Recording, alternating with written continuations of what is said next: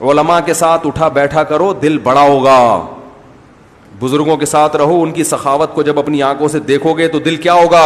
بڑا. اور انہی لوگوں میں گھسے رہو گے نا جو تمہیں کیلکولیشن کر کے ہر وقت، تو اتنا سا دل ہو جائے گا ہر وقت کیلکولیٹر ہاتھ میں لے کے بیٹھے رہو گے، اتنے آئے اتنے گئے اتنے رہ گئے، یہ بھی نہ چلے جائیں، یہ بھی نہ چلے. دنیا مسافر خانہ ہے بھائی، کھاؤ پیو موج مستی کرو مر جاؤ، کب قبر میں تھوڑی لے کے جانا ہے. ہاں اڑاؤ نہیں، ضائع مت کرو، یہ ہم نہیں کہتے ضائع کرو. تو ہمارے استاذ کا واقعہ سنا کے بس بات ختم کرتا ہوں. میرے جو شیخ و مرشد ہیں، ہم نے دیکھو شیخ بھی کس قسم کے پالے ہوئے ہیں، معذرت پالے کا لفظ صحیح نہیں ہے لیکن دیکھ لو پھر بھی. تو لوگ آج کل بزرگ میں پتہ ہے کیا چیز دیکھتے ہیں؟ بس ذکر تسبیحات، ایسا بالکل بیٹھا ہوا ہو، ہل ہی نہ سکے، بس اس طرح کا بزرگ دیکھتے ہیں. تو ہم نے وہ بتا رہے تھے کہ میرا یہ معمول تھا، بہت پرانا واقعہ ہے. وہ کہتے ہیں میرا معمول ہے کہ میں صحیح بخاری اپنے بستر کے ساتھ رکھ کے سوتا ہوں. بعض لوگ صحیح بخاری اس لیے رکھتے ہیں تاکہ کھول کے لوگوں کو فرقہ واریت میں الجھائیں، ٹھیک ہے نا. یہ دیکھو اس میں تو یہ لکھا ہوا ہے امام حنیفہ کی تو یہ رائے ہے، اس میں تو یہ لکھا ہوا ہے فلانے کی تو یہ رائے ہے، تو ایک نئی دکان کھولنے کے لیے. تو وہ انہوں نے صحیح بخاری رکھی ہوئی ہے، کہہ رہے میں نے یہ عزم کیا ہوا ہے کہ جیسے ہی کوئی حدیث سامنے آئے گی تو کم از کم ایک مرتبہ اس پر عمل لازمی کروں گا.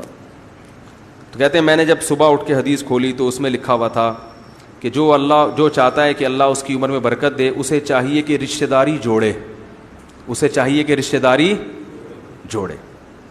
کہہ رہے میں نے کہا اب رشتہ داروں کے ساتھ کوئی اوکھا سلوک کرنا ہے نا، یہی کہتے ہیں نا پنجابی میں اوکھا، کوئی بڑا اچھا سلوک کرنا ہے. ہم ہوتے تو ہم کہتے آج سب سے سلام دعا کر کے خیریت پوچھو، اچھا سلوک ختم. کیا خیال ہے؟ میں نیت کرتا ہوں اچھا سلوک کرنے کی. فون اٹھایا، بڑے بھائی سے خیریت، اچھا وعلیکم السلام. چھوٹے بھائی سے خیریت، بہن سے خیریت، ابا اماں ٹھیک، چلو آج ہم نے سب سے کیا کر لیا؟ بولو بھائی، یہ ہوتا.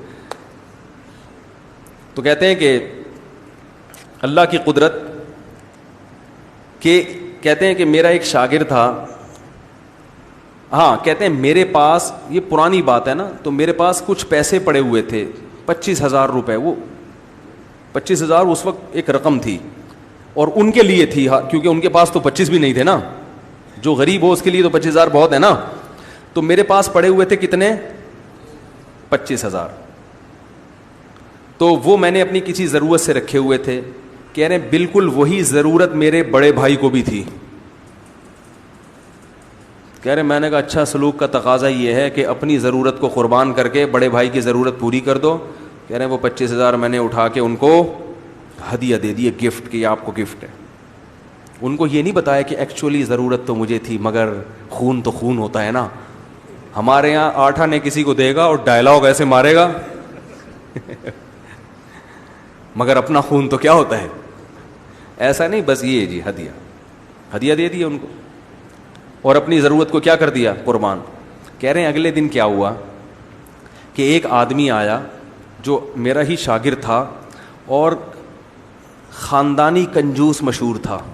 اس کے بارے میں یہ تھا کہ مالدار بہت ہے مگر آج تک اس نے کسی کو کبھی ہدیہ، کوئی گفٹ اس کی جیب سے کسی کے لیے کبھی نہیں نکلا.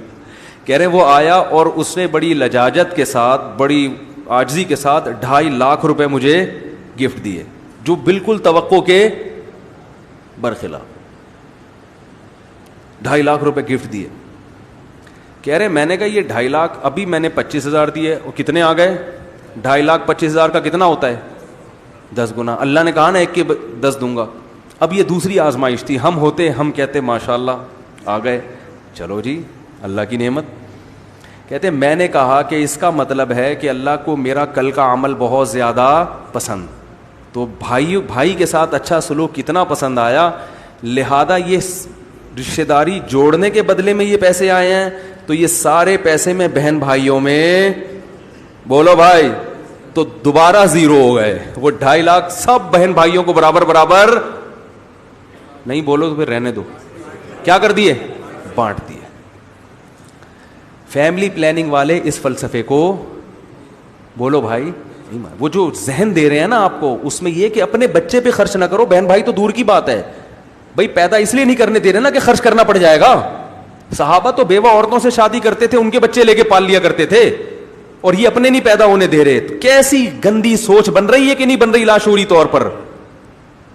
انگریزوں نے یہی کیا, اپنی اولاد پہ خرچ نہیں کیا, پھر کتوں پہ خرچ کرتے ہیں. وہ کتوں پہ کر رہے ہیں خرچ, کیونکہ اتنی دولت لے کے کہاں جائیں گے.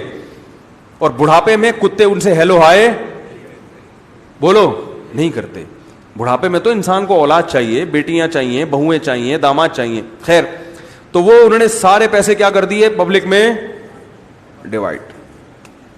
تو ابھی تک زندہ ہے ماشاءاللہ, ابھی تک زندہ ہے, کھا رہے ہیں, پی رہے ہیں.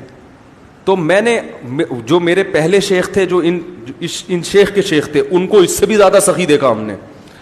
ان کو تو ایسا سخی دیکھا تھا کہ اللہ کی پناہ, ہم تو کبھی کبھار حیران ہوتے یار یہ کرتے کیا ہیں. وہ جتنی آمدن ان کی زمینوں کی آمدن تھی, وہ بڑے مالدار تھے, اتنے مالدار تھے کہ وہ تو بھائی ہٹو بچوں, ان کی جو زمینوں سے پیسہ آتا تھا نا, ایسے بڑی گڈیاں رکھی ہوتی تھیں, اور اس میں سے اپنے گھر کا خرچہ نکالا جو بہت معمولی سا ہوتا تھا, وہ نکال کے باقی سارا فی سبیل اللہ. کیسے ہنسی خوشی دنیا سے گئے ہیں, بالکل آخری دم تک چہرہ کیا تھا ان کا. یہ اتنا, میں نہیں کہہ رہا آپ لوگ اتنی سخاوت کا مظاہرہ پلیز نہ کریں, کیونکہ ابھی ایک بیان سنا ہے, جب یہ بخار اترے گا آپ کو, پھر جب جیب میں دیکھیں گے پیسے ہی نہیں ہے تو پھر میرے سے آ جائیں گے, یار وہ سنا ہے کچھ زکوٰۃ وکات بھی ہوتی ہے آپ کے پاس. تو ہر آدمی کو اس حساب سے توکل کرنا چاہیے, کچھ جمع بھی کریں تاکہ کبھی ضرورت پڑ جائے تو مانگنا نہ پڑے. تو لیکن یہ جو ذہن بنایا جا رہا ہے, لادین قوتیں یہ کنجوسی والا ذہن بنا رہی ہیں, اور اللہ کو اوپر والا ہاتھ نیچے والے ہاتھ سے زیادہ محبوب ہے, کیونکہ اللہ سخی ہے. نبی نے فرمایا اللہ سخی ہے, سخاوت کو پسند کرتا ہے, اور سخی آدمی اللہ کے بھی قریب, جنت کے بھی قریب, لوگوں کے بھی قریب. اور نبی نے فرمایا کہ جو کنجوس آدمی ہے وہ اللہ سے بھی دور, اور جنت سے بھی دور, جہنم کے قریب, اور لوگوں سے بھی دور. لوگ بھی دور بھاگتے ہیں پیسے نہ مانگ لئے, لیمو نچوڑے کم بخت خرچ کرے گا نہیں. اللہ تعالی ہمیں سمجھنے کی, عمل کی توفیق عطا فرمائے.